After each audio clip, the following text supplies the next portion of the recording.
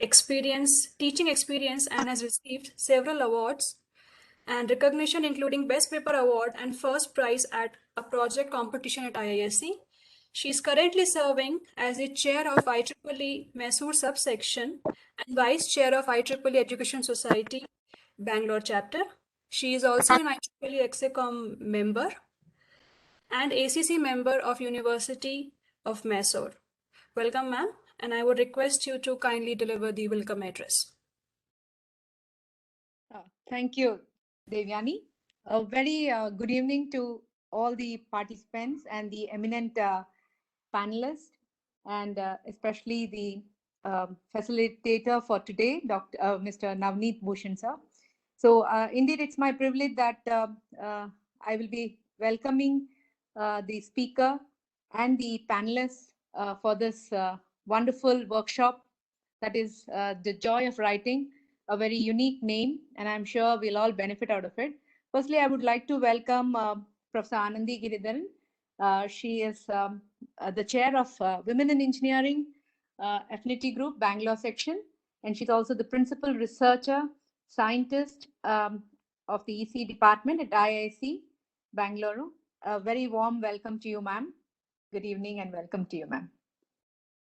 Thank you very much, Dr. Bindu. Good evening, everybody. I would like to congratulate IEEE Mysore Sub Section and thank Dr. Bindu Thomas for organizing today's workshop on the joy of writing. Today, we are honored to have with us program designer and facilitator Navneet Bhushan, sir, founder, director, co-crafter and Crafitti at Crafitti Consulting Private Limited. He is working towards training and connecting young minds to strive forward for the towards success and achievement, the art of writing white papers, meeting notes, invention disclosure, journaling, etc., etc. We all have gathered here today to enhance and maximize the potential to reach out their thoughts and ideas in written form and to build leadership qualities. I would like to emphasize a little bit on women in engineering, as I'm chairing. I have a Women in Engineering Affinity Group, IEEE Bangalore section.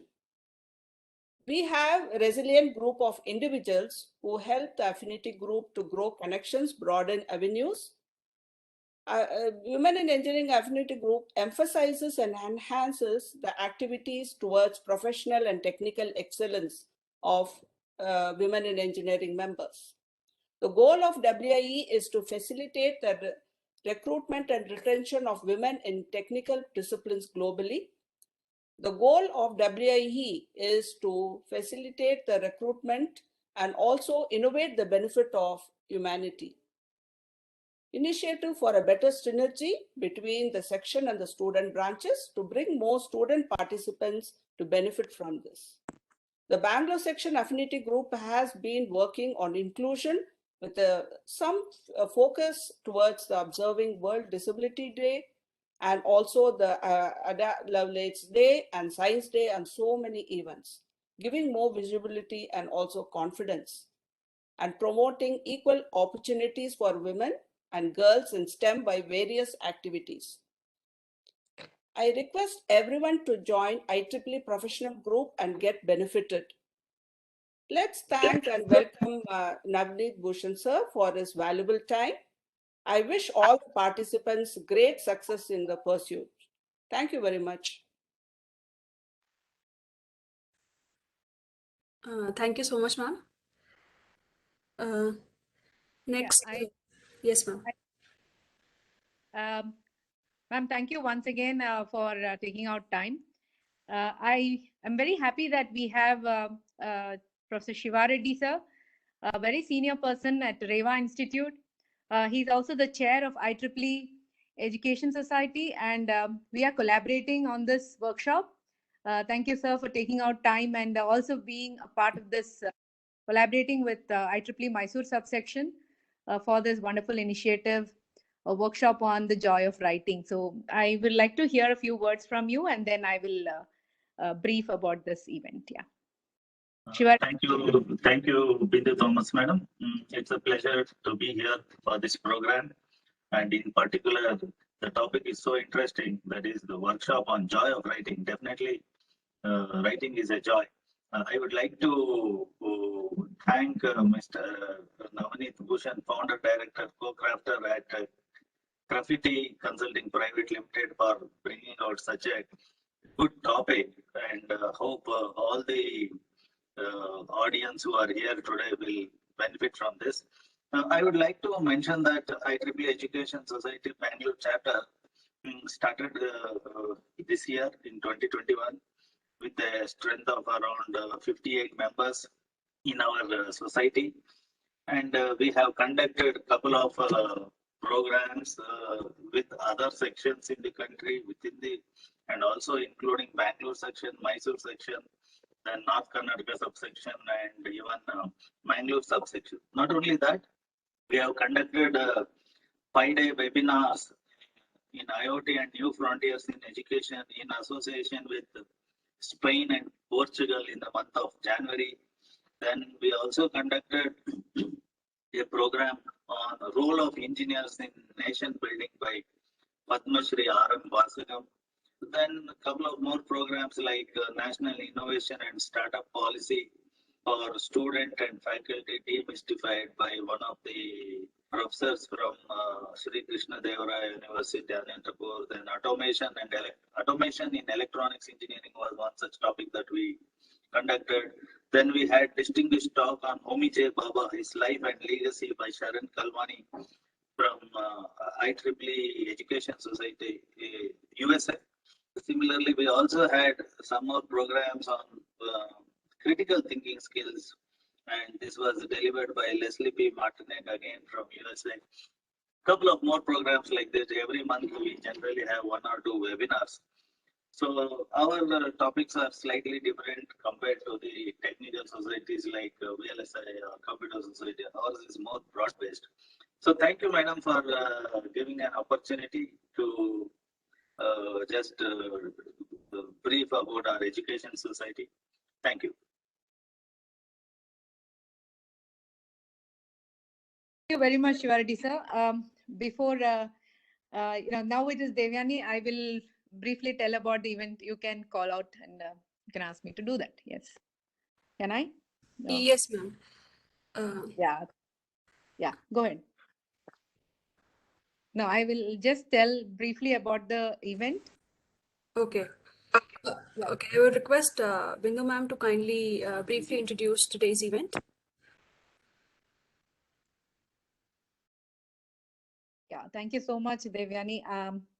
Well, sir, it's such a pleasure to have you here, Navneet sir, for doing this wonderful workshop, which is, I know it's very close to your heart, and we're really privileged that you've taken out time.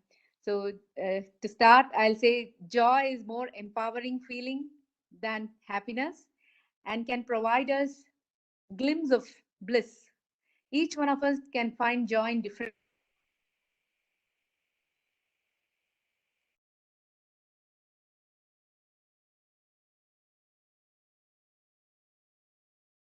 we will be Muted.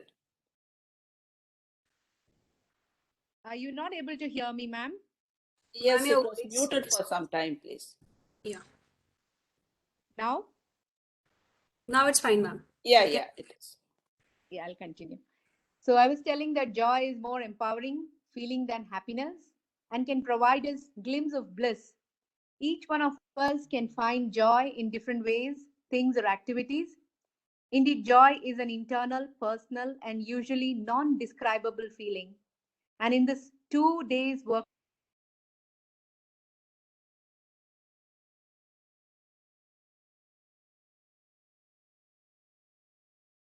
is one activity that can provide each one a unique path to fulfillment in this increasingly stressful, complicated, and complex life, and especially in these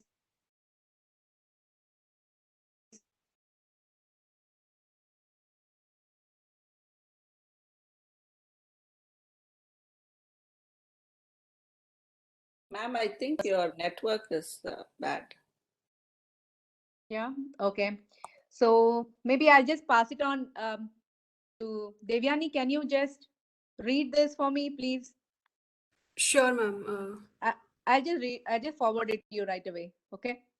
Sure, ma'am. Yeah. Thanks. We don't want to waste time. Yeah. Go ahead. Yeah, ma'am. Okay, so on behalf of Bindu ma'am, so joy is a more empowering feeling than happiness and can provide us glimpse of bliss. Each one of us can find joy in different ways, things or activities. Indeed, joy is an internal, personal, and usually non-describable feeling. In this 2-day workshop, we will be learning the joy of writing.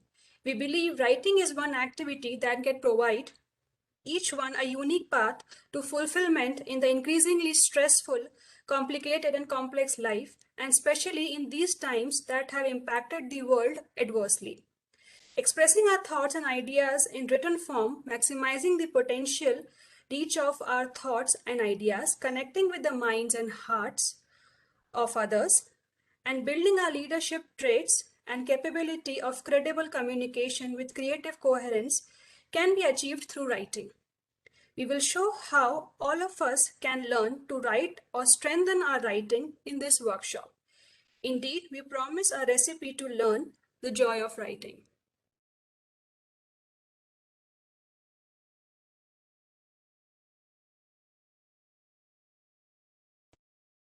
Thank you, Devyani. That was it. Now I think we have to briefly introduce Navneet sir because he has a very, very voluminous profile.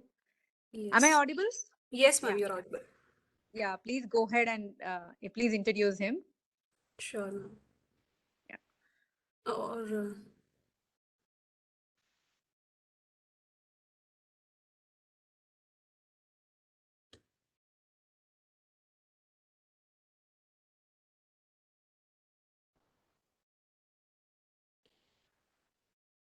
thank you, ma'am. Next, I would like to introduce the director and co-crafter of Crafitti Consulting Private Limited, Mr. Navneet Bhushan.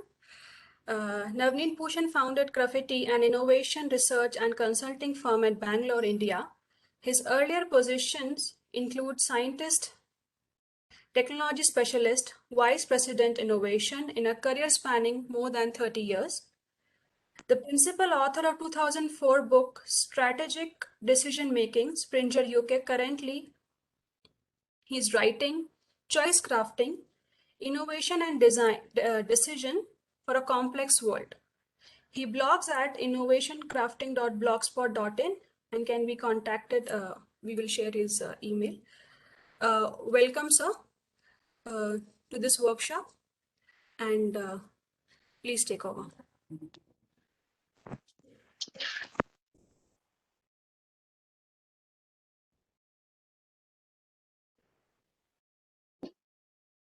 Hello. Yes. Yeah. Yes, sir. Navneet here. Can we start? Sure, sir. Okay. Thank you. Am I audible? I think Yes. some words I could not hear earlier. Okay. So I don't know whether my voice is reaching you or not. Yes, sir. Am I audible? Yes, sir. Okay. Please go ahead. Yes. So I must thank Dr. Bindu Thomas for this opportunity, and she created this event in a sort of a very quick sort of a way, which is such a surprising and satisfying sort of a organization skill of IEEE, and also I think hers. So I must thank her and also the whole organization that is behind this. Because we just talked about it about 4 days back, I think, or 5 days back, and she created this event, and we are about, I think, 200 plus participants in this event, which is commendable to say the least from my perspective, because I thought maybe we'll have a small workshop who maybe some people may be interested in this topic, specifically because we have found this particular skill seems to be at a premium, in the sense that very less number of technically qualified people think about writing as a skill to be harnessed or to be developed or to be learned And there seems to be some gap in that connotation of why to learn writing, because we assume we know how to write. So I think that context and in this particular, uh, I mean, scenarios that we are in, it is really of immense value, I would say, because of the way this particular skill, in my personal opinion, for so many years, and also the way I have learned on this particular sort of journey, it I think is a really great skill to have.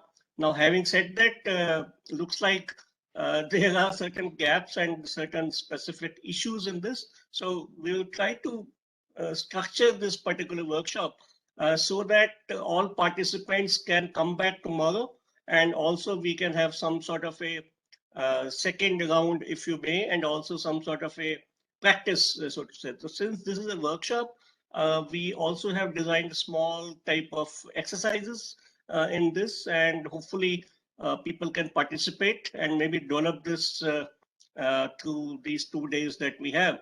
So once again, I must thank all the panelists and also chairperson and also Bindu madam for providing us this particular opportunity to interact. What I will do is I'll share my screen and make a small presentation. Let me try that. Maybe give me a couple of minutes. I presume it should work, but let me see.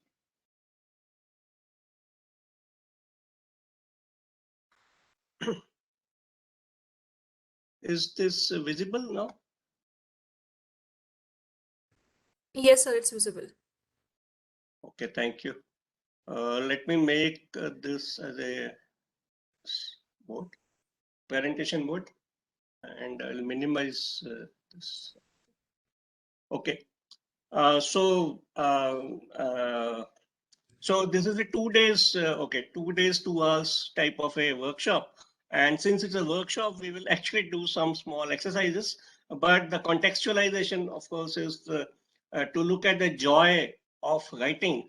And as Dr. Bindu mentioned in the way, what is joy and what exactly is how it is different from happiness and bliss. I think that's a very nice connect that we have with, because joy is definitely much more than happiness, and it can lead us to bliss, as she said very clearly. So bliss is something much more deeper, much more closer to maybe immortality or something very spiritual, if you may.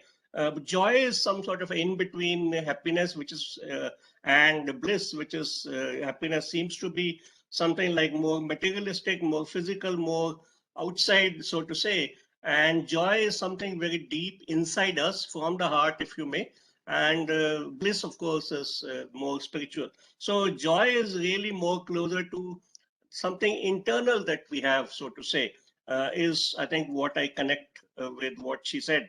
And so I thank you for giving those words and a sort of impetus for us to start this presentation.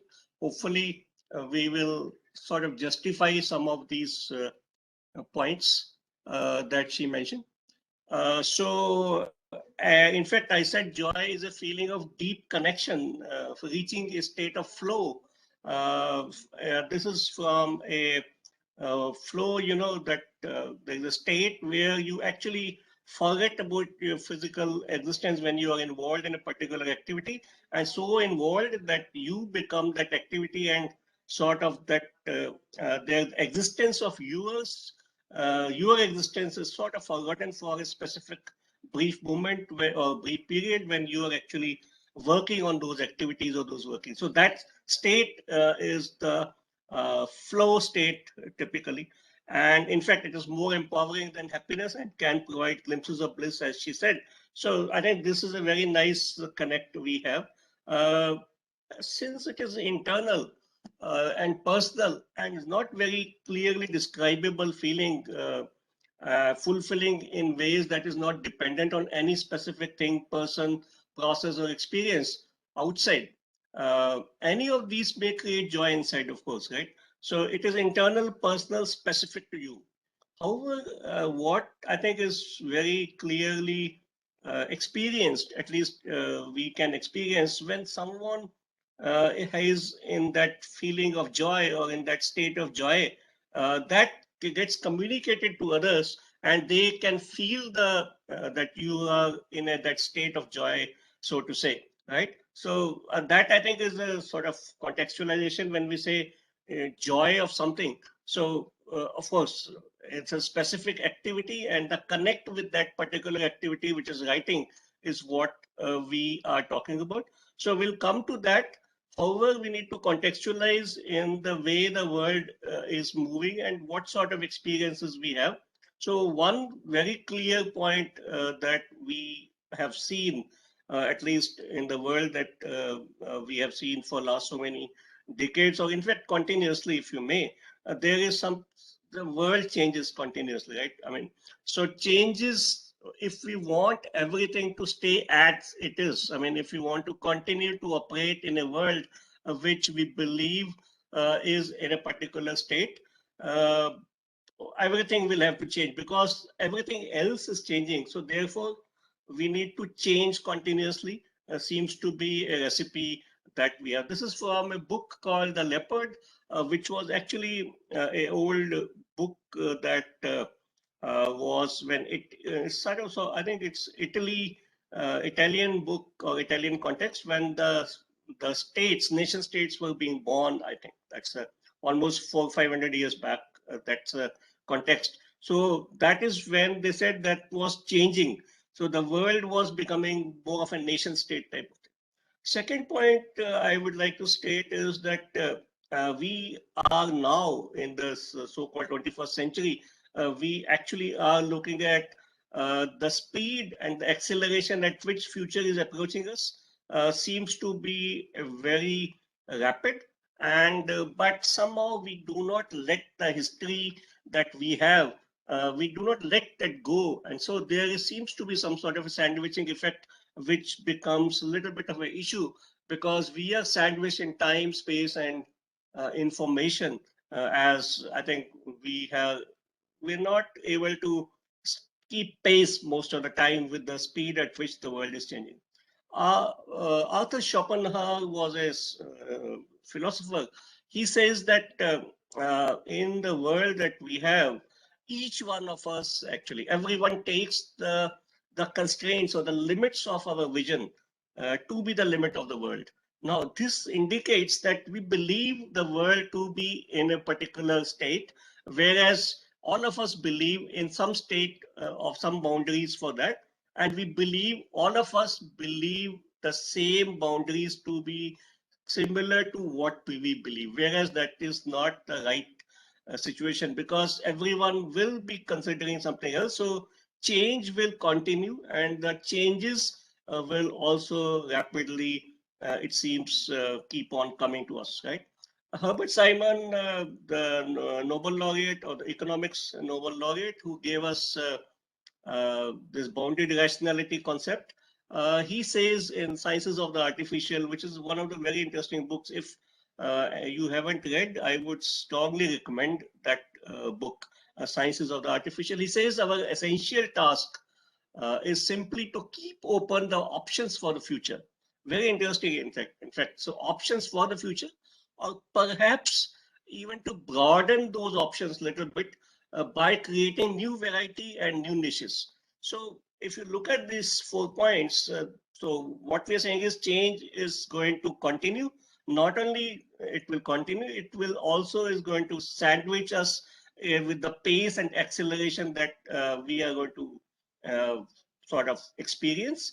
And also from the perspective of Schopenhauer, we should look at the holistic view of the limits of the world, because if we think ourselves to sort of limit ourselves to our thinking, it is going to be a problem because others may be thinking in different sort of dimensions. So if you combine these three and look at Herbert Simon's perspective, what we need to do is to keep on creating new variety and new niches, which is basically saying we need to be in sync with what is happening in the world around us and at the pace at which it is happening, or maybe we need to create that pace if we combine that particular 3 points that are there.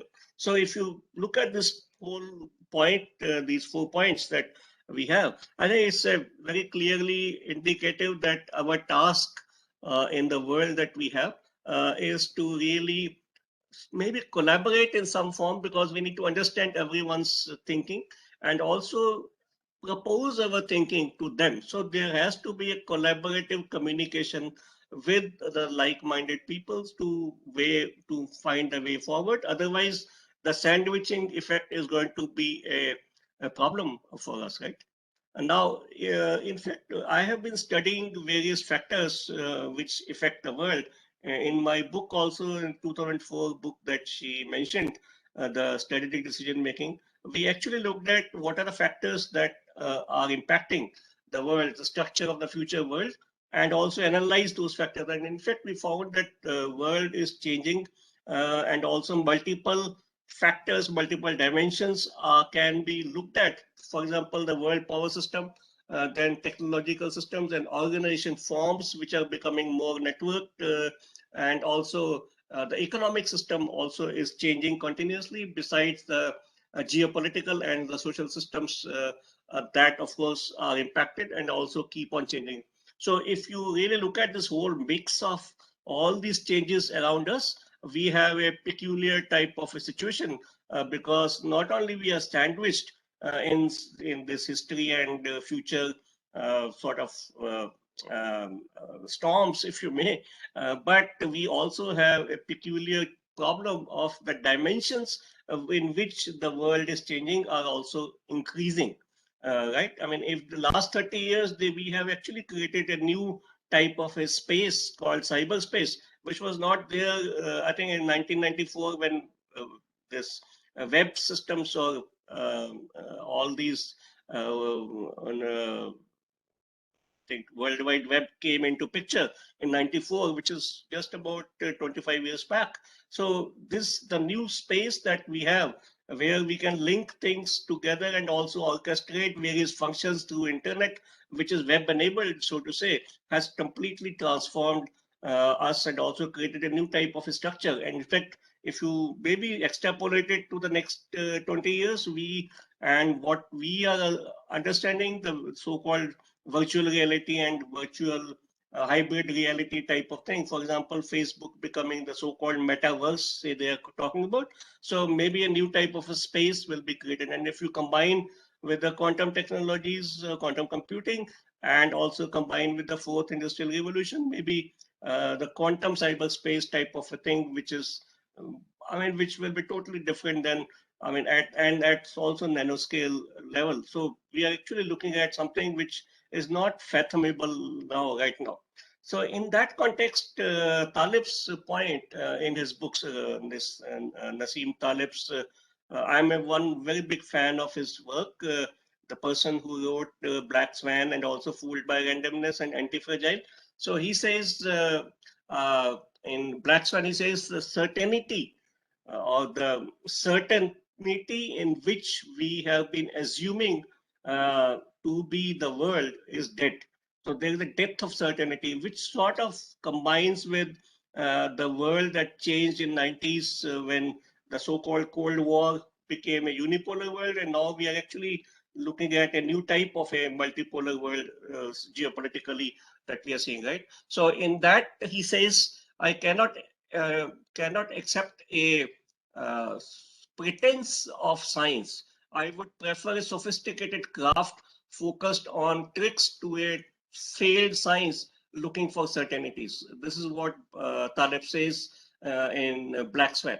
Now, very interestingly, if you are going to have these sort of uncertainties, so our old methods, old thinking, and old ways that we have learned need to be relearned, right? I mean, we need to have new type of thinking to understand about what and how we need to operate in the world that is drastically changing or has already changed compared to what we have built, right? Now, if you look at the world, the competition of the world, the competitive advantage is one of the interesting terms that people use. That has transformed from earlier, as globalization is increasing, as we are connected more and more with the world across through technological globalization, which connects so many different people at geographically different levels. Our initial competitive advantage used to be how much of physical assets we have. Then it became how much I can manufacture, transform those physical things into some sort of a manufactured goods. Then it became more of how much information I can utilize, and then it became actionable knowledge. Then, of course, the innovation, how fast we innovate, and then now we actually are in a stage where how fast we co-create not only with human beings but with intelligent machines, which are going to come more and more. So the human-bot collaboration is going to be a very peculiar type of a challenge, along with, of course, human-human collaboration across. And that, I think, is going to be a key so-called competitive advantage. If we can crack that unmanned systems collaboration or teaming, I think that is some sort of a holy grail ahead for next 10 years or so, if we can sort of look at. Gary Hamel wrote a book called Future of Management, and very specifically he said in that book that relative contribution to value creation, and this was, I think, 2013 or maybe slightly earlier book that this Harvard professor wrote. And he says about passion, creativity, and initiative is going to be about 70% contribution to value creation in the world, whereas intellect, diligence, and obedience seems to be only about 20%, so to say. So how do we really harness our passion, find out creativity, and take initiative to utilize them seems to be the only recipe ahead for us, so to say, right? So this is the sort of a world we have. And here, in fact, I have looked at this perspective about how do we operate in these changing times. And specifically in India, we have a very strong so-called concept of something called common sense. So common sense is for normal people. So all of us are supposed to have something common, easily understood by the common people, or a lot of people. Average number of people should be aligned with our thinking, right? So the common sense seems to be the key sort of a area, right? Now, if you look at the other three quadrants, uncommon sense and uncommon nonsense, if you mean common nonsense. In fact, when we start to study a little bit of this, I realized that the uncommon sense and uncommon nonsense seems to be the key areas where we should be exploring, because so-called common sense is really for the common people, and common nonsense, of course, I call them politicians are supposed to be the masters of common nonsense, and so we need to avoid that. So how do we really find the uncommon sense and uncommon nonsense? And in my connotation, uncommon nonsense is when the artist explores something which is not only uncommon but also doesn't make sense right now, which is nonsensical to the world that we have. And that, I think, is the opportunity for us to explore something new. And uncommon sense, in my connotation, is more of the work of scientists and inventors or thinkers or researchers who will find new type of sense from the existing knowledge or the new knowledge that they will say. So how do we explore the uncommon? How do we develop the uncommon sense and uncommon nonsense seems to be the one particular question that we have. So as a sort of a small exercise, just to see whether this particular type of inputs that you have, what I've shared just now, will help you to look at this particular writing skill. And surprisingly, the writing skill, how do we write?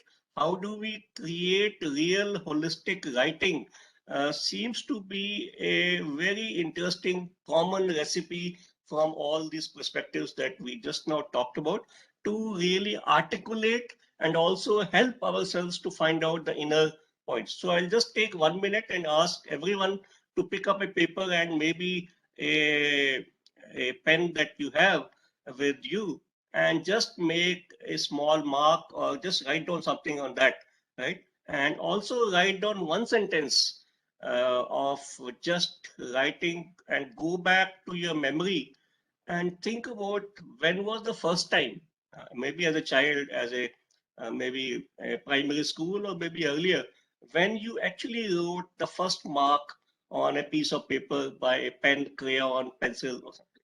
So I'll just give you 1 minute. Do this exercise. Actually, physically do this exercise is my request is. Okay. So I'll just take 1 minute, and then we'll move to the next slide.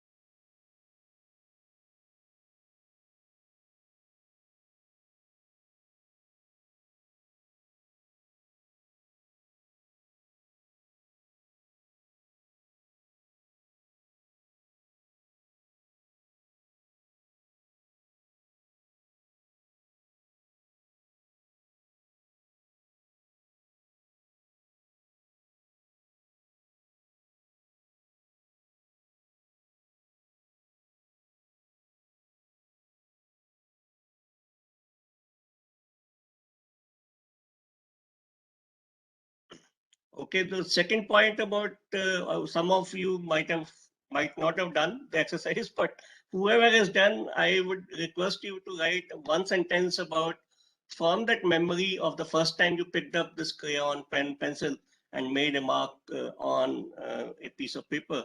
That was what was the feeling that you had, if you remember, or if you can articulate.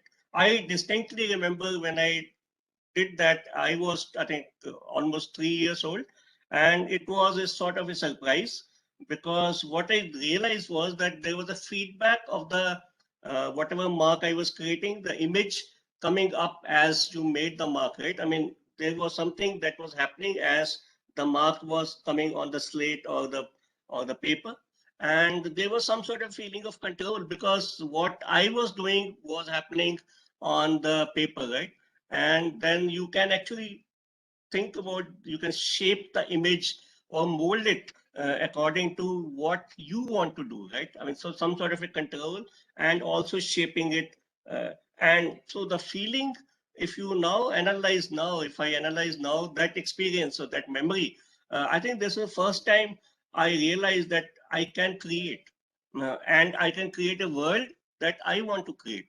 I mean, if you look at that perspective, it is really a remarkable power that we have by doing this sort of a small exercise. And this is really giving wings to the imagination and the capability of human ingenuity that will give us a immediate feedback, and also give us this. So my request is that whenever you are feeling a particular problem of, a lot of people have told us that we cannot start writing anything on paper. So my request is to just do anything, any writing on that, and just look at that particular mark that you have created, or the word that you have written, and maybe reflect for 2 minutes before actually starting your paper or writing. One thing is that it will not give you a blank paper.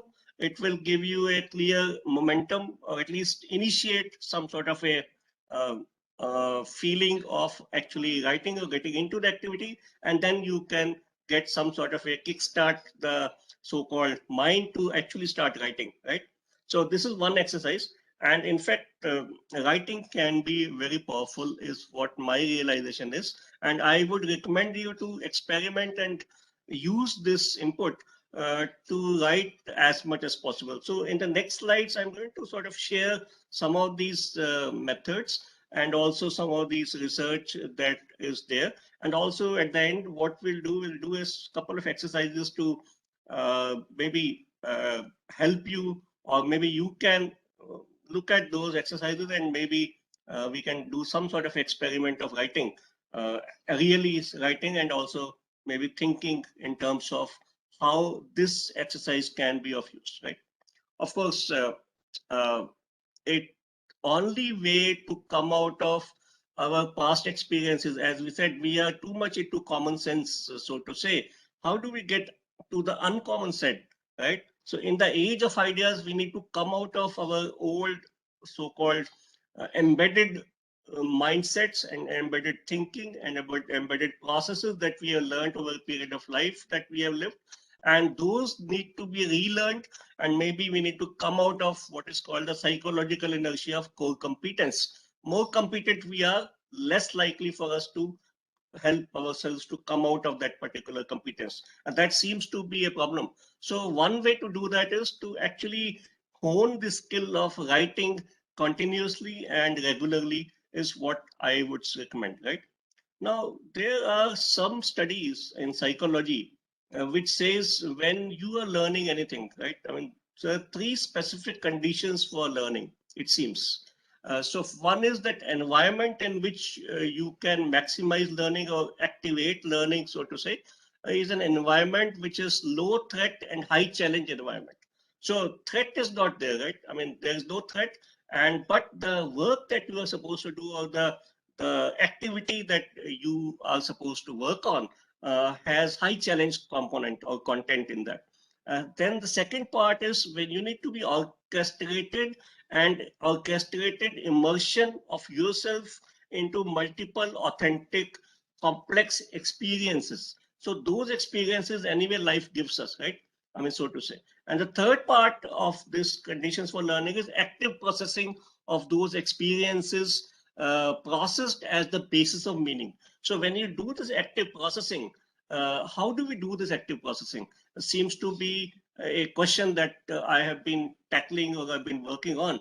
And the only way seems to be when you start writing. I mean, when you start writing your these experiences and in an environment of low threat and high challenge, and you produce these write-ups, so to say, your active processing happens, and that is where the learning gets manifested very clearly.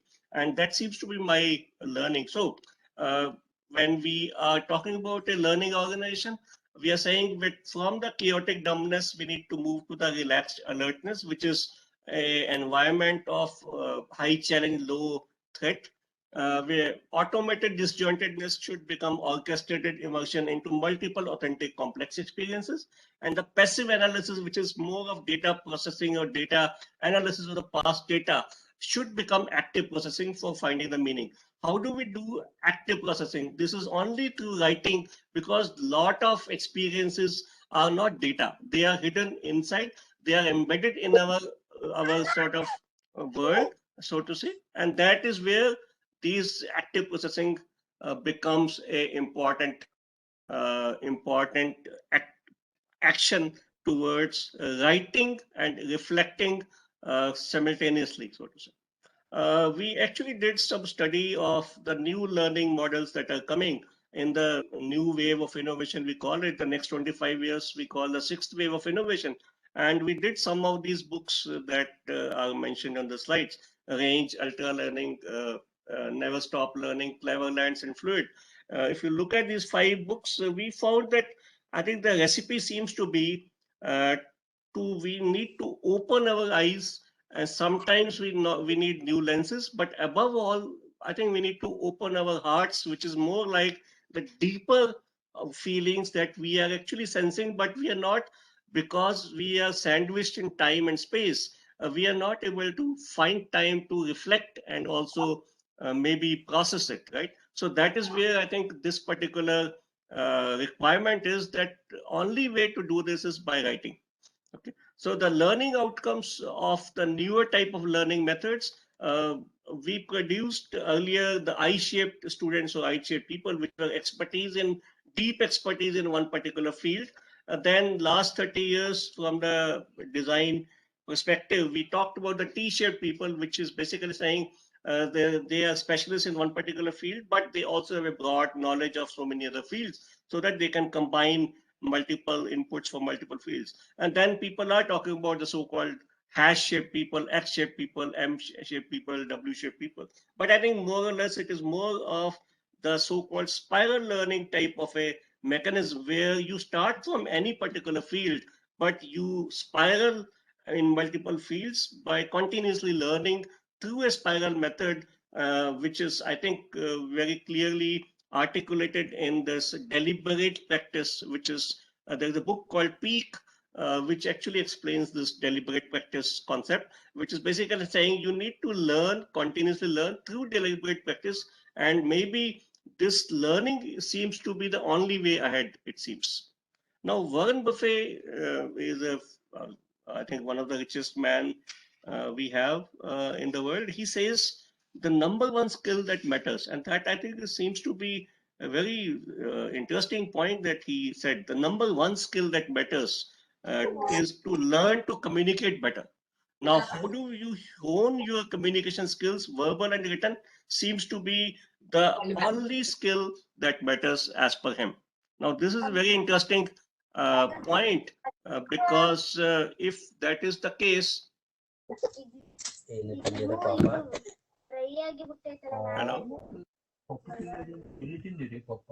hello,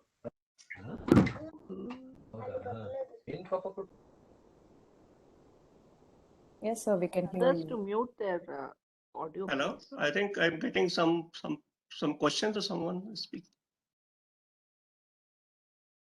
Shall I continue? Yes, sir. Please go ahead. Okay, so when we look at to learn to communicate better, right? I mean, verbal and written communication, and this communication, of course, there are 9 C's of communication. It has to be clear, concise, correct, coherent, complete, concrete, courteous, creative, credible. Now, this seems to be the skills that he says, and in fact, very interestingly, he says the only skill that matters. In fact, the number one skill that matters is the learning to communicate better. Now, I think this is a very, I think decades of his experience are in this particular part. And he also claims that he reads about 500 pages a day of reading. And also he writes, I think, substantially, specifically in newspapers that, or the letter to the investors that in his company, I think is very famous, right? Now, so writing is seems to be a very powerful mechanism, is what I am proposing. Writing it down. I mean, writing, physically writing. Now, for the time being, today and tomorrow, consider this as a hypothesis and let us try to disprove this. Writing is also an antidote and best way forward ahead. Let us accept this to be true as a hypothesis, and we'll do these couple of experiments to see whether you agree and whether we actually reach to the same conclusion or not. We will test this hypothesis, and maybe in this process we will initiate some learning it down or writing it down. So I think the point is the joy, as we mentioned initially, potentially can be designed by practice or maybe deliberate practice, is sort of a corollary to the hypothesis that I just proposed, right? Now, this is the second exercise, and I would request you to spend about 1 minute and pick up your pen and paper and look at this particular cartoon, right? I mean, or this particular picture that is there. The exercise is write as many number of captions as you can in next 1 minute. Actually, in the physical workshop, we take 2 minutes, but let us say since it's online, we'll give you 1 minute. Write as many number of captions as you can. Quality of these captions is not important. I mean, how good they are, but they need to be funny. So what is the definition of funny? It can be a phrase, a humorous satire, or makes a reader laugh, at least some smile, of course, if you have. But aim is to just write as much as you can and as many as you can. So I'll just take 1 minute off and wait for you to write as many as you can.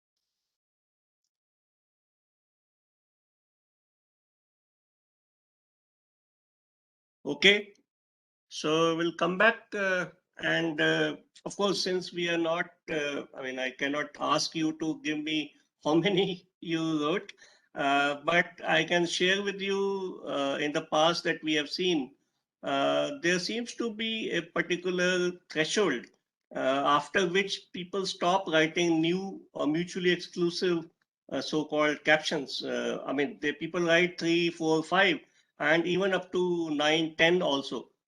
Actually, we have seen in 2 minutes that we give.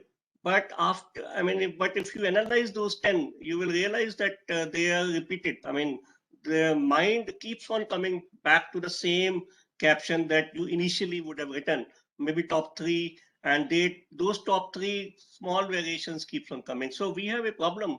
A problem is that our mind seems to get saturated quickly, and also it has this some sort of a threshold, right? I mean, if you look at the number of ideas or number of new ideas and different ideas on the same theme that we can create.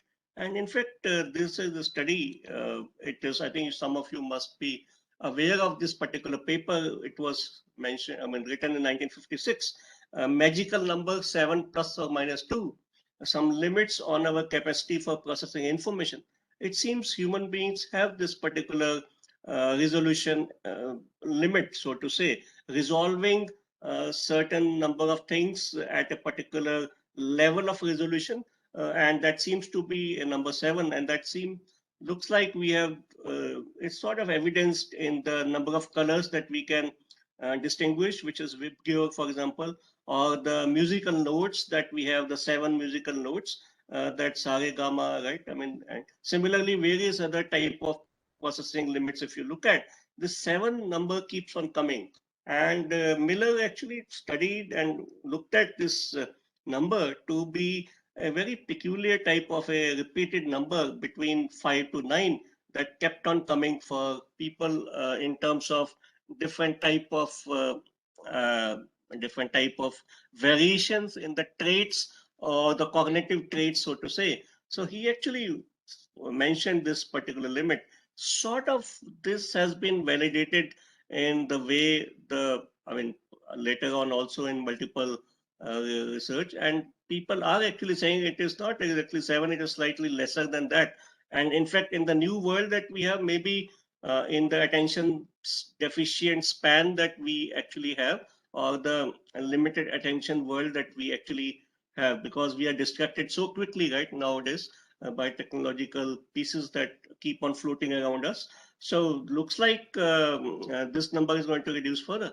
So this, I think, is an interesting input for us to look at. So by the way, the original caption on that cartoon was never ever give up, right? Now, the antidote to this problem is to capture your thoughts, your ideas as quickly and as much as possible, because you have anyway this limit, right? So that means the next 7 ideas or next 7 ideas or next 5 ideas, next 2 ideas will come but may not reach to your mind or may just float through.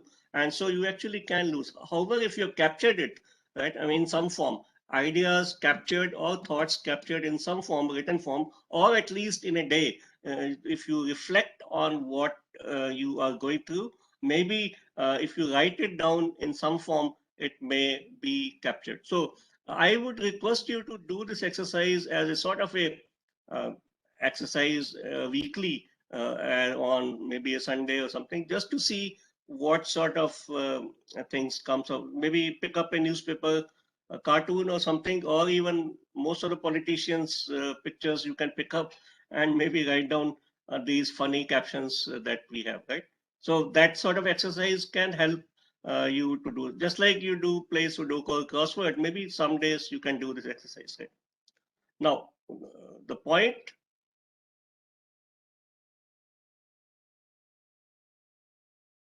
Yeah, I think, okay. So coming back to anti-fragile and also Taleb again, his book on anti-fragile, he says that we need to become anti-fragile. How do we become that anti-fragile? And in that also, there is one particular point that he says, lecturing birds on flight and thinking that the lecture caused their skill at flying is what he called the Soviet Harvard illusion.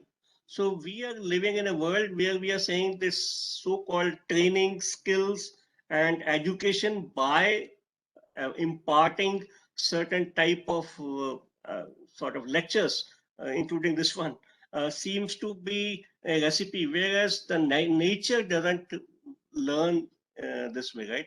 It is an acquired method. So the naturally your subconscious is working on experiences, and those need to be harnessed and found somehow from the inside you need to capture and bring it outside, right? So that I think is a specific point about how do we find the unconscious and also subconscious and also reflect it in our manifested world, so to say. One particular skill seems to be writing. In the 2018 book, Skin in the Game, he says, Talib again, he says there is no evolution without the skin in the game. And he says those who talk should do, and only those who do should talk. Very interesting. So, who are we? Right? Are we doers or talkers? Or should we be doers and talkers, or should we be talkers only? So, this is where I think a very interesting point that is there. And how do we become the talker, doer, talker? Seems to be a question and maybe a quandary, so to say, to find out where is our so-called work, to say, right? Einstein, of course, said that figuring out how to think about the problem seems to be the major help. So it is not about specific solutioning, how to think about the problem and how to think, I think, is the fundamental, I think, question that we are trying to resolve here. In fact, if you look at, of course, we claim that writing is difficult, right? I mean, that is when we ask so many people, can you do this writing? I mean, a lot of people have said it's very difficult to write anything on a two-page note or maybe a paper or a article. That is the feedback that we typically get. But we write all the time. I mean, email, social media, meeting notes, to-do list, proposals, plans, whatnot. Everything we are writing. Now, of course, most of us like to talk on phone or talk to other people or even video chat. And as we said, metaverse and future virtual reality, augmented reality, we want these experiences which are more interactive in terms of the immediate, non so-called we do not really want the thinking part to be activated, so to say, because that seems to be not a very natural type of thing that we got from evolution. Evolution never told us to think, right? I mean, it is we, after we solved the problem of survival, we started thinking. In fact, Isaac Asimov says that the science fiction writer, he says that writing to me is thinking through my fingers. So he actually physically manifested thinking as a mechanism of writing. Writing by hand seems to be, and there are a lot of studies which says that if you take your notes in the classroom or if you write by pencil and paper or pen or paper compared to keyboard, that seems to be better because you learn more, you learn deeper, you retain more, and because it is slower and you will be selective, therefore it will be better. So writing by hand seems to be a recipe for maybe operating in the world, which is really sandwiching us from multiple experiences that we have, right? Multiple dimensions that we just shared. What makes writing difficult? As we said, we are not designed to write by nature because nature didn't, I mean, evolution never told us to write. No other species has written. I mean, or the evidence is not there that any other species besides human beings write something, right?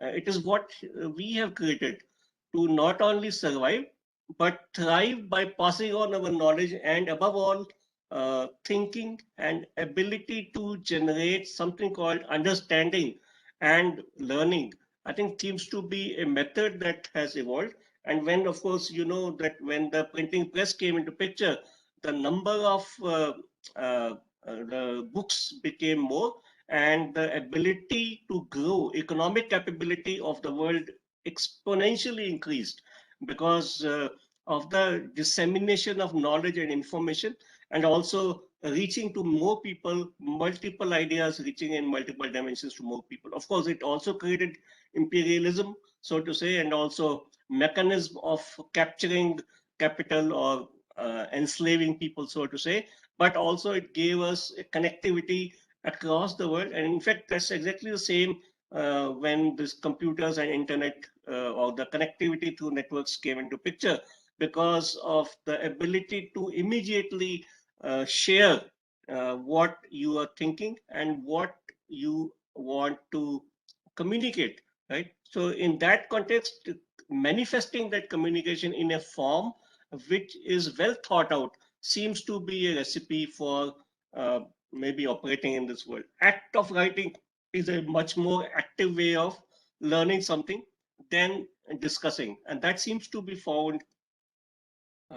It seems that is coming from some sort of a research output. Writing can be learned, it seems, and in fact, I personally feel, and also seems to have in my personal experience also, we can learn to write, of course. Writing is not elitist. Now, there is one particular set of people, and in fact, very specifically, that particular emotion keeps on coming.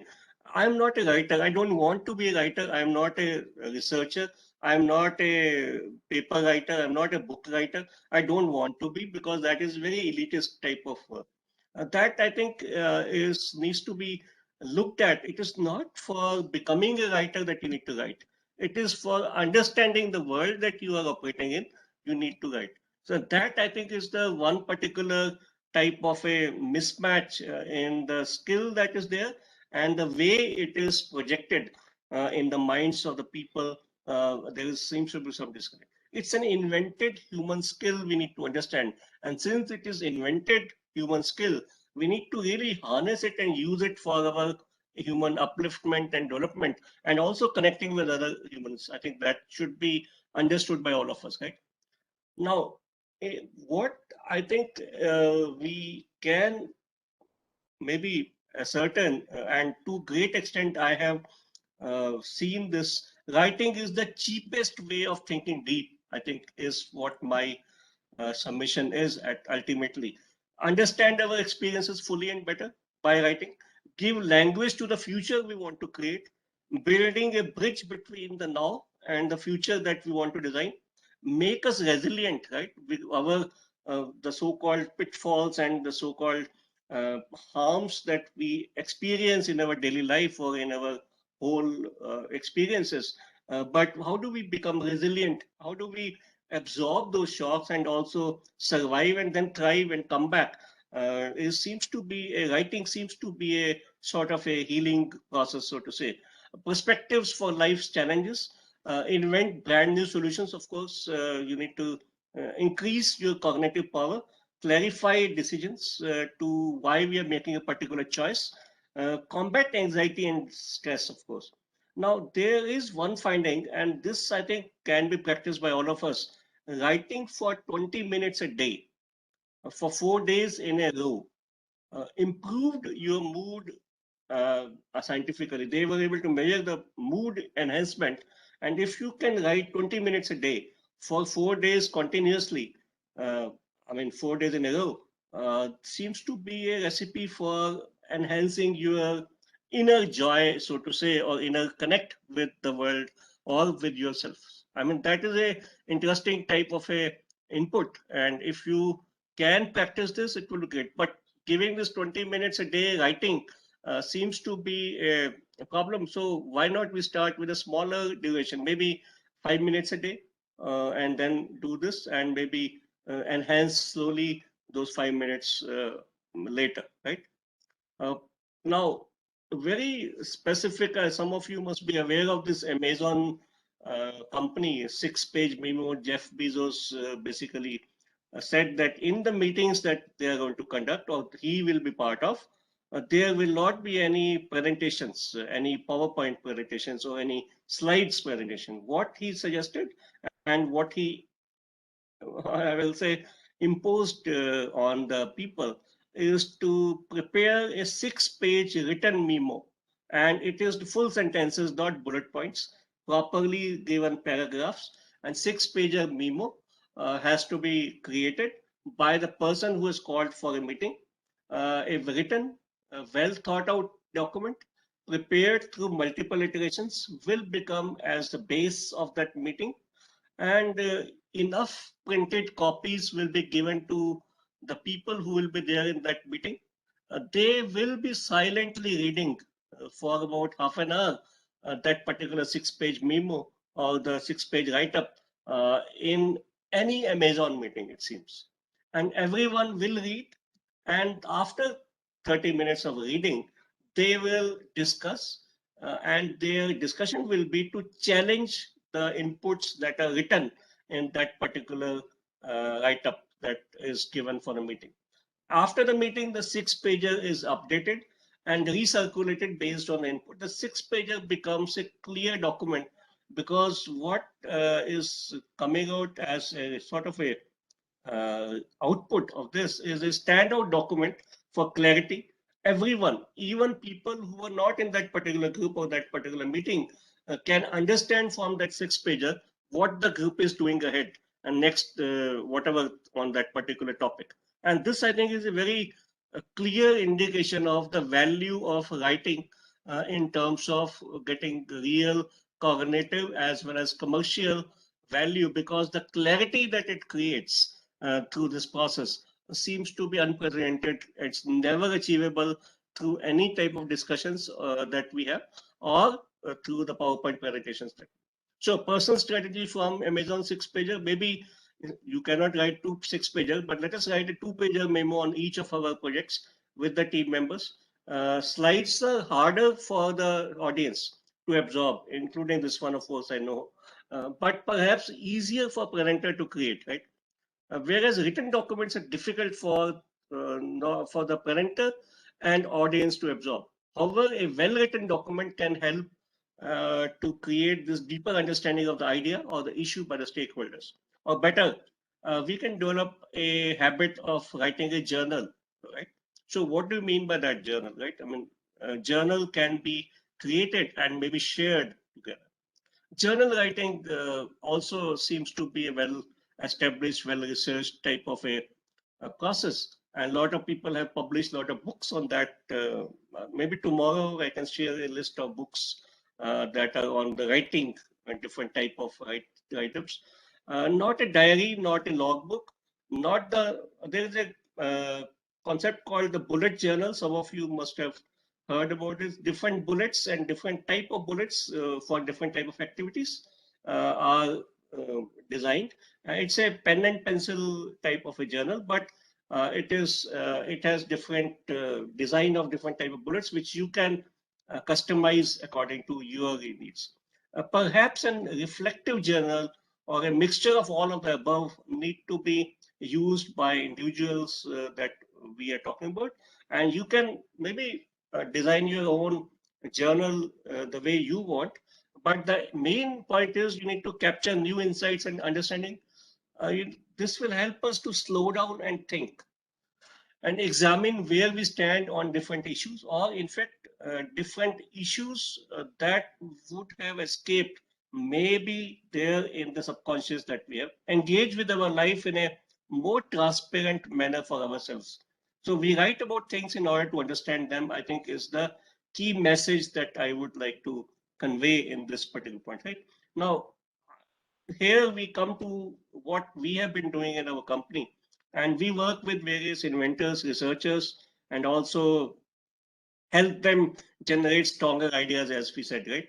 So we have been using this idea journal that we call, which was shared in the link that I typically provided when you registered, and some of you might have downloaded, I presume.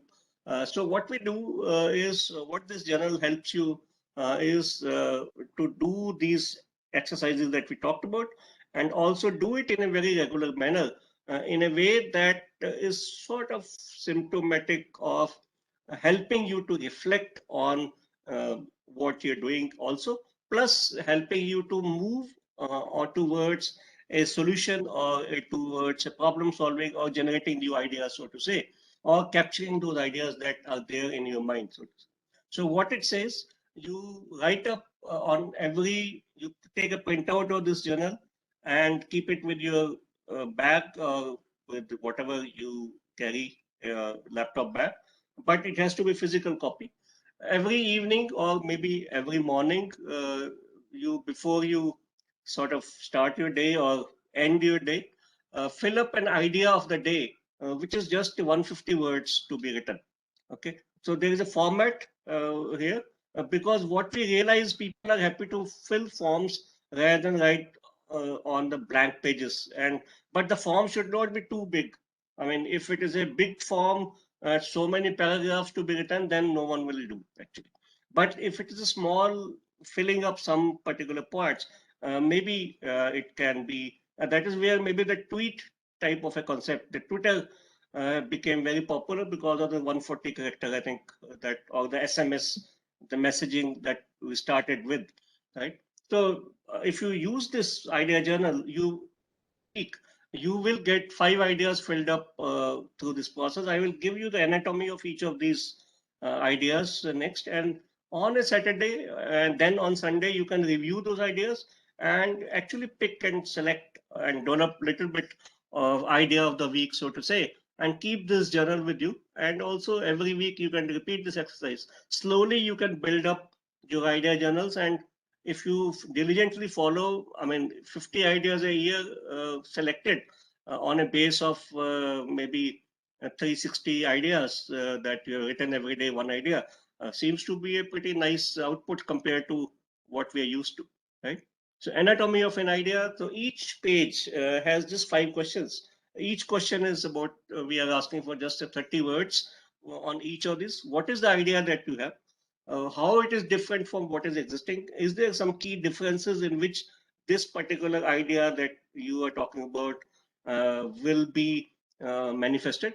Will it be better than the existing ways of doing the same function? How many other ways it can be implemented? Do you really think that whatever you are thinking is the only way, or maybe the other possibilities? Is it solving some specific problem that you have? So if you answer these 30 words, all these 5 questions, and there is a small space for maybe building or writing it, small diagram type of thing also, if you want to picturize it or visualize it in some form on that particular day, you can fill this physically, right?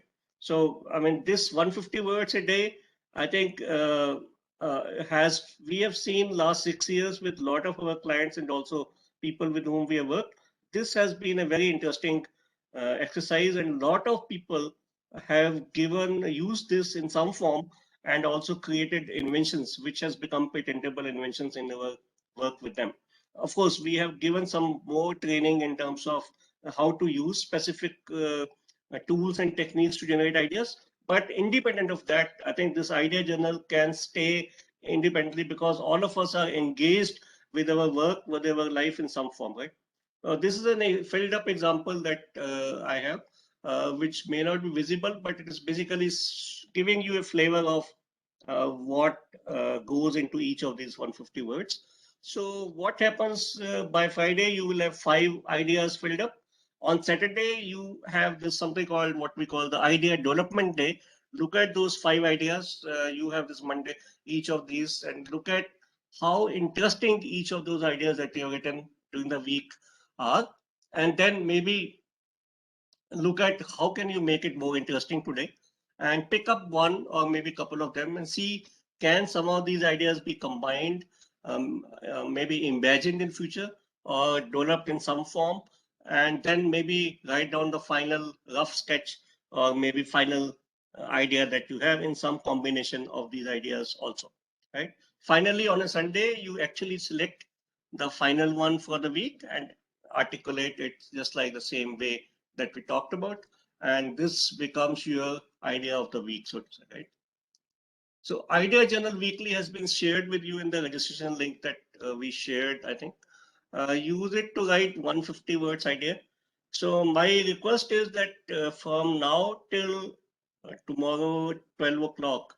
If you have either you use one of the ideas, one of these pages and write down 150 words, or you write some general write-up that you would like to share, and up to 800 words maximum. If your handwriting is not very clear, maybe you can type it and sort of give. But if you think it is reasonably legible, you can scan it. And I am giving you my number, WhatsApp number also. And we also will have a Telegram group that we will share maybe tomorrow, where we can discuss this. And if you can send these your ideas by 12 tomorrow, maybe tomorrow second half we can, when we do the second session tomorrow 6 o'clock, I can sort of use that and use those and maybe discuss some of those in that. So tomorrow's session is to also discuss different type of writings and developing business writing skills, academic writing, technical writing skills, for example, publishing papers, writing papers, or even patent applications also. What is the key differences? Research papers in journals, and most important is the plagiarism, that I think is a very big problem when you get into this sort of a thing. Because when you actually publish research papers, you get into a problem of how do we really not copy from what is existing. So there seems to be a big problem of plagiarism, right? And developing the joy of writing as a habit or a atomic habit. So this tomorrow we'll try to discuss. So at this point, what I would suggest is this is my number also, that mobile number that is there, which is also WhatsApp number. You can share this thing. And what I would request is maybe we can sort of spend some 15 minutes, 20 minutes for question answers, and also sharing any inputs, and maybe whether we are happy to continue tomorrow, because second day typically people drop off. So hopefully we'll join tomorrow. So thank you for patient listening and also doing the exercises. I hope you did the exercises that we talked about. I'm just closing this, and hopefully all of us are together and no one is left. Okay. Thank you.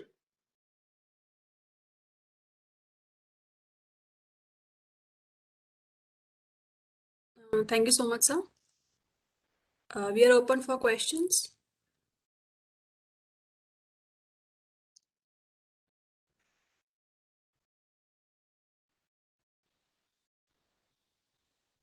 Hello. Can I ask a question, please? Yes, please go ahead. Yeah. Hello, Mr. Navneet Bhushan. I'm Vaishnavi from NIFT New Delhi, actually. So Hi. thank you for this presentation. It was like a very wholesome view on the proverb called, there's the proverb which says the pen is mightier than the sword. So you Yeah. very holistically showed us the power of writing. And I really appreciate this presentation. So thank you for that. So Thank you. I would just like to, I just observed one thing on the second exercise that you asked us to do. Yeah, So you asked us to write down all the things that immediately come to our mind when we see that image. that's right. And Funny captions, yeah, the right? funny captions. Yeah, So what I found myself, this is like an introspective observation, is what I observed is that you're right. I was limited when I was trying to write about that image, yeah, that I could write only like 2, 3 things. And I found that this was because I was trying to be intelligent. that's right. Like you said, I was trying to be, I was editing myself as I was writing. Absolutely. And I find that now that you have presented it and asked us to do the thing, the exercise, this is what I feel is limiting me. So that chaotic dumbness that you spoke about, that is necessary actually for us, that to make us creative and to find that passion amongst in us. So I just wanted to kind of ask, you put the point very well that in relaxed alertness, we can find a very, like a very optimum environment to gauge ourselves and apply ourselves in this type of creativity and this type of thinking. So I just wanted to ask, how do we channel our mind to get to that low threat and high challenge situation? Because most of the time we're in high threat, high challenge situation because of hustle culture and everything like that. And as an engineer myself, and I can speak for the engineers, that we are mostly in high threat, high challenge situations, doing last minute work, and that's when our brain works. So Yeah. being a person like that, how do we like challenge our mind to seek that low threat, high challenge situation, which is ideal for us to work in and flex our creative brain, so to say? Okay, I think first of all, thank you for this extensive type of observation and also receiving this in such a holistic manner and also connecting so many different points that are there in the question. And I think the question is extremely interesting because most of the environments that I work for or in are mostly low challenge, high threat environments. So you are actually giving me a new type of environment, which is high challenge, high threat environment, which is actually an interesting type of a concept. And second point about your point about when the crisis comes very close, then we get into the creative sort of it. This we have observed extensively in the way we work. Even if we have 1 month, we will do it at the last minute only. So Exactly, sir. the way the mind works seems to be like that. So in fact, I will share one case study, and I don't know whether maybe I have a case study that we did for a IT company when they were responding to a RFP. We had 2 months to respond to the RFP, which is basically request for proposal, which is almost I think a $800 million contract, or almost $1 billion 10 years contract that was there, and they were responding to that. So they had 2 to 3 months to do that. Just imagine it's a $1 billion type of a contract, IT outsourcing contract, so to say, and they actually did everything in last 48 hours. And even if they had those 2 months to do, so we did this complete mapping of what happened. I mean, we actually observed those 2 months and realized that the people, and also interviewed those people who were part of that RFP response. They were really well entrenched also and well experienced people, so to say. They said it is only the 48 hours at the end when we get activated, when my mind actually gets activated. Even if you ask me to do anything in between, I'm not going to do. So this is what we realize is some sort of a creative frenzy that the mind gets into, and a collaborative creative frenzy, so to say. And that I think seems to be what enhances the juices which flows into the mind and also activates certain neurons which I think otherwise do not get activated. So our recipe was that maybe in the next time we sort of divide these creative frenzies in smaller chunks and do these creative frenzies as if we simulate the actual deadline and do it earlier, as if we are in that creative frenzy and next 48 hours earlier we do. And we did this experiment, but that also fizzled out because the nature of human being, or human beast, if you may, is that we are beast of habits, so to say, right? So I think that is the second question. The first question, that high challenge and high threat environment, how do we really operate and learn, create a learning environment there? I think definitely we need to sort of minimize the threat as much as possible, even if it is high threat. Second part, I think there are two parts also in that creating multiple authentic complex experiences and orchestrating those experiences or putting people into those experiences. So one way to do that is create different possible, even if the environment is high threat, high challenge, but you can create multiple such experiences where people can participate and get their learnings transferred from one experience to another. And through the third part is finding meaning to processing of the authentic experiences, so to say, the actual processing. And that is where we typically fail because we do not process it because as you said, the time constraints are so much, and also the high threat, high challenge type of scenario. So we want to do it quickly. And that, I think, if we can inculcate this writing and reflective writing type of a skill collaboratively, maybe that can be a solution. But I don't know exactly. Maybe we can do an experiment, and maybe you can give me feedback later on. So just a thinking, just a sort of a thought, but it's a very nice question, a very interesting one also. Thank you. Definitely, sir. Thank you so much for your input, sir.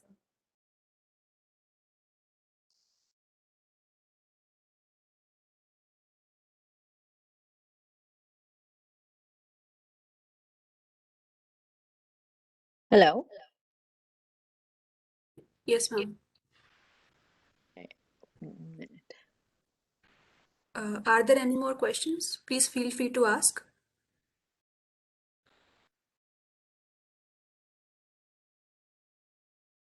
Yes. Am I audible? Yes, ma'am, you're audible. Okay, thank God. Sir, from my end, I wanted to ask you, like, it's always for me that, I feel that, when it comes to innovation, I feel there are so many things that we can do. But the problem here is, I imagine it, but I don't put it in words. Okay, so I'm going to definitely use your journal and let me see how much comes out. And I also want to, um, second the question, or the situation that Anandi ma'am's daughter, I forgot your name, I'm sorry. She mentioned about the previous speaker, right? She mentioned about the situation of um, you know time short of time, right? So Yeah. that situation is very common for all of us.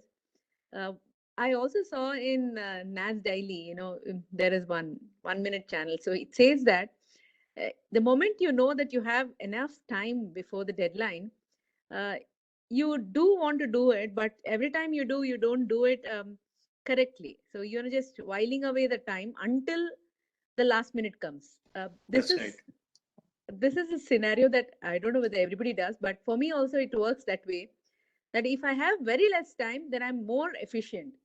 But if I have more time, I don't use the time, and I don't, improve on what I should be doing by using that time. So this is me.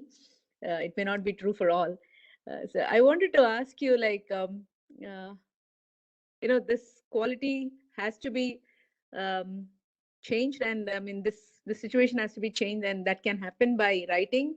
And so I'm looking forward to writing and making it happen for me. So you Yeah, have I any think, inputs on this, sir?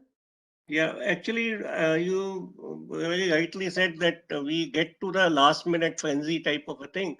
That is observed by everyone, and even in an individual scenario also, when the submission time comes or deadlines come for submission, for the papers also that we write for the journals, or even the review papers that we do, or even any project deadline. So last minute is the frenzy time. Seems to be our method of doing. Now, I think psychologically also we are tuned to do that, because looks like we also give credence to people who are crisis managers rather than crisis avoiders, right? Supposing I am a manager of a project and my project smoothly go every time because I plan and deliver as systematically and no crisis comes, then no one will reward me, right? I mean, because they will say that these projects are very maybe simplistic, so to say, and he smoothly this happens. But if someone is there whose projects always gets into crisis, but he solves those crisis problems very smartly, or maybe it is a separate matter that because of him this crisis was there. I mean, from the first place, but that is a separate problem. But if our tendency seems to be recognizing those people who manage crisis and solve crisis, right? So that seems to be the way the reward mechanism works, because no one has the mechanism to find out why the crisis was, who created it, and how. So this is another type of a problem. That so we are tuned to be crisis managers because the rewards comes to us by recognition and by other means only when we show that we have solved a crisis. So that I think maybe we need to really, as a culture, we need to come to maybe recognizing those people, those managers, or those engineers, or those students, or those faculty, those workers who works very smoothly and deliver quality. So having said that, you are absolutely right in terms of this deadline issue, because our creative frenzy seems to be at the last minute only, and suddenly the mind becomes more focused on that particular problem, and otherwise we are too defocused, we are too maybe for flimsy, if you may, or too much distraction is there. So one thought, as I said to the previous question also, we have this what we call the staggered creative frenzy mechanism during the duration that we have, which I will share with you. Maybe it's a sort of a write-up that can, maybe we can experiment with that and see what comes out. So, but having said that, writing definitely is an aid to helping us to develop this. That I'm pretty sure and very convinced of. Yeah, thank you. Thank you, sir. Thank you for, being very convincing on that. Yeah, thanks. May I request the participants to please ask any questions? Sir, Shiva Reddy, sir, I mean, they're all professors who don't need to ask, senior most, but then some No, experience. madam. How do you think about writing? Anybody wants to add, please feel free to ask.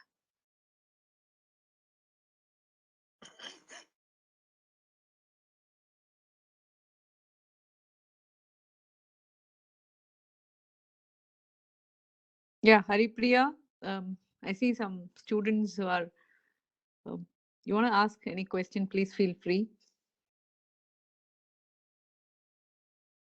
Namrata, you're there. Yeah, Haripriya, go ahead. Yeah. No, I'm nothing much. All right, thank you. So anyone interested, please ping sir. And I think, sir, that's looks like Devyani. Can we close for today if sir is done with it? Yeah. Okay, ma'am. Sir, I think Hello? we are. Hello, sir. Yeah, just final point about this. If people can write something and submit or send by on WhatsApp, or even in our the Telegram group that I created just I think in the evening, they can join, and we can use those write-ups tomorrow to start the session tomorrow. I hope the numbers that we had today, at least that many numbers will come tomorrow also. Yeah. Yes, sir, I'm sure.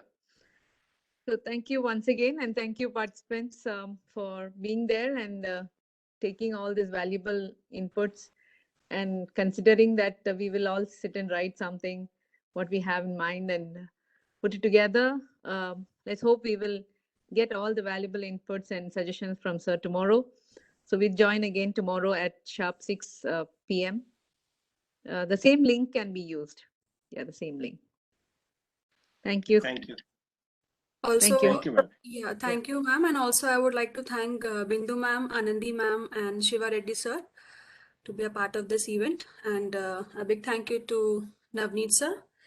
Thank you everybody for making the day one of this workshop a success. As sir has also mentioned, please do the exercise and WhatsApp him. Details regarding day 2 will be shared soon. As ma'am also mentioned, same link could be used. Thank you everyone once again. Have a great day. Thank you. Thank you. Bye-bye. Bye-bye. Thank you. Thank you, everyone.